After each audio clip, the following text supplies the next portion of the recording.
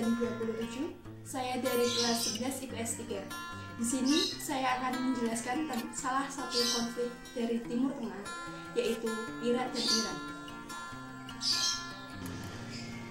Kalian tahu nggak sih?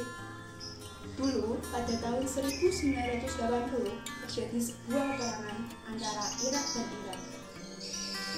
Konflik Timur Tengah ini terjadi sekitar 8 tahun lamanya, mulai dari tahun 1980 sampai 1988. Pertama, di sini saya akan membahas tentang awal mula terjadinya konflik Irak dan Iran.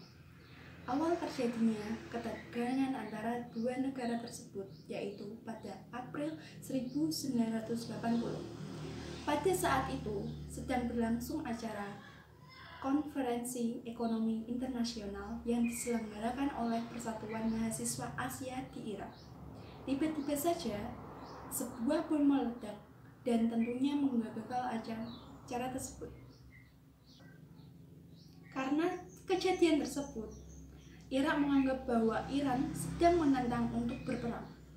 Selama 5 bulan kemudian, tepatnya pada 4 September 1980, Iran tiba-tiba saja melancarkan serangan ke beberapa daerah di Irak, seperti desa Kanakin, Musaryah, dan sebagainya.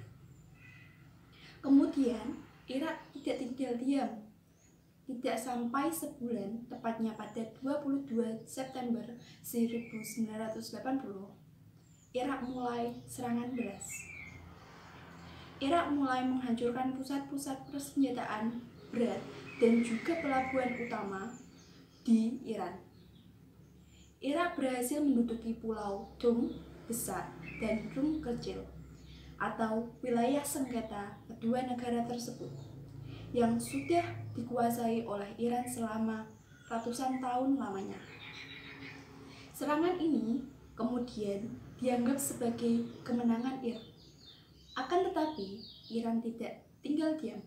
Iran kembali melakukan serangan balasan ke wilayah Irak, yaitu tepatnya pada daerah Basrah dan Wazid. Perang ini terus berlanjut. Aksi saling balas serang pun tidak bisa dihindari. Hingga akhirnya pada tahun 1980, bulan April, Irak menghancurkan sumur minyak di Norwuz yang membawa dampak besar bahkan ke negara-negara tetangganya. Dampaknya yang sangat buruk seperti sumber daya air di sekitar wilayah Teluk tercemar oleh minyak. Hal ini membuat harga air minum di wilayah ini sangat mahal. Bahkan harga 1 liter air pada saat itu hampir 5 kali dari harga standar minyak mentah OPEC. Beberapa negara yang terkena dampaknya adalah Qatar, Kuwait, dan Bahrain. Perang ini terus berlanjut hingga tahun ke-8. Kedua, dampak yang ditimbulkan dari perang Irak dan Iran, yaitu 1. Dari segi material, bagi masing-masing negara mendapatkan kerugian diperkirakan mencapai 5 juta US dollar.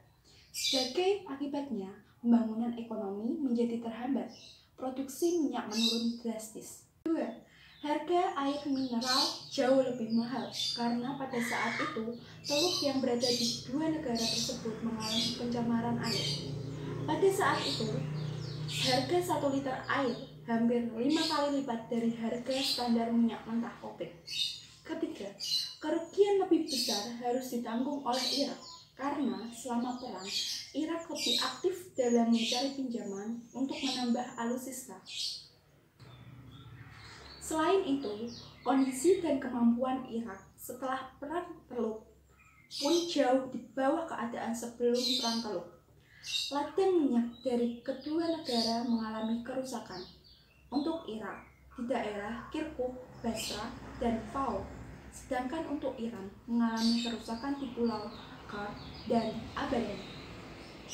Keempat, dalam perang ini, jumlah korban tewas pada negara Irak mencapai 2.000 jiwa lebih, sedangkan pada negara Iran mencapai 1 juta jiwa lebih.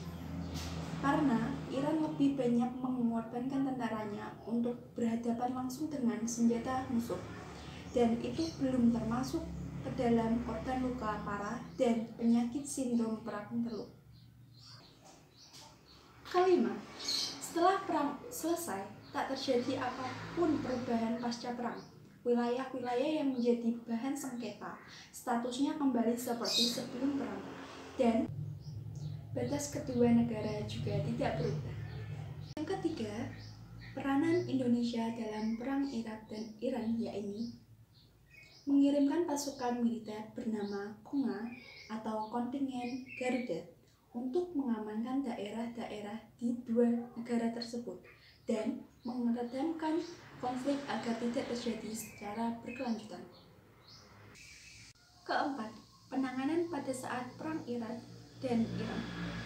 Walaupun Irak tidak mengeluarkan pernyataan perang, tentaranya gagal dalam misi mereka di Iran, dan akhirnya serangan mereka dapat dipukul mundur Iran.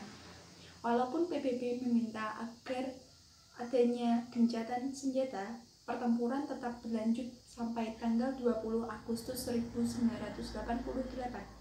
Pertukaran tawanan terakhir antara kedua negara ini terjadi pada tahun 2003. Perang ini telah mengubah wilayah dan situasi pihak politik global. The supreme art of war is to subdue the enemy without fighting.